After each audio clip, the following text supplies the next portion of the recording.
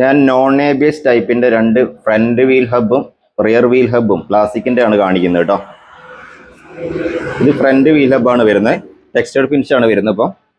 അപ്പോൾ ഇത് ശ്രദ്ധിക്കുക കേട്ടോ. നമ്മൾ പുതിയ വാങ്ങിച്ചു കഴിഞ്ഞാൽ ബെയറിംഗ് ഇട്ട് ഔട്ട് ഉണ്ടോയെന്ന് ഡിസ്ക് ഫിറ്റ് ചെയ്യുന്നതിന് മുമ്പ് റോട്ടറും അതിന്റെ പ്ലേറ്റും ഫിറ്റ് ചെയ്യുമ്പോൾ ഇതിന്റെ ശരിക്ക് ബെയറിംഗ് ഫിറ്റ് ചെയ്യുന്ന ഔട്ട് ഉണ്ടോ നോക്കണം. ചില മാനുഫാക്ചറിങ് ഡിഫക്റ്റ് വല്ലാതെ വരുന്നുണ്ട് ഈ ഒരു ഹബിന്.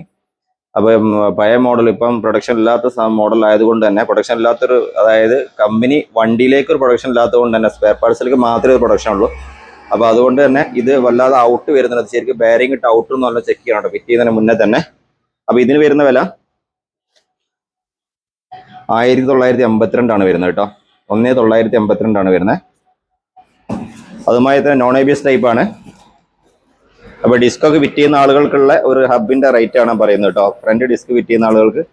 പിന്നെ ബാക്ക് മിക്കവാറും ബെയറിങ്ങിന്റെ ആ ഒരു സ്പേസ് കംപ്ലൈന്റ് ആവുന്ന ഒരു കൂടുതലായിട്ട് ഹബ്ബ് മാറ്റുന്ന ഒരു അവസ്ഥ വരാറുണ്ട്. അങ്ങനെയുള്ളവർക്കുള്ളതാണ് ഇത്.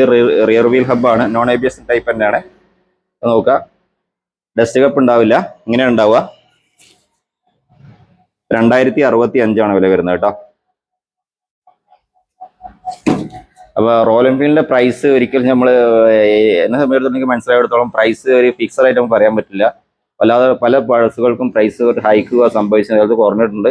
അപ്പം ചില വേരിയേഷൻ അങ്ങോട്ടും കൂടെ വരും കേട്ടോ. പഴയ സ്റ്റോക്ക് അനുസരിച്ച് അല്ലെ പുതിയ വരാൻ പോകുന്ന സ്റ്റോക്കിലെ വില മാറ്റങ്ങൾ വരാം. ഇപ്പം നിലവിലുള്ള ഒരു പ്രൈസാണ് നിങ്ങൾ പറഞ്ഞിട്ടുള്ളത്. Okay, thanks for watching.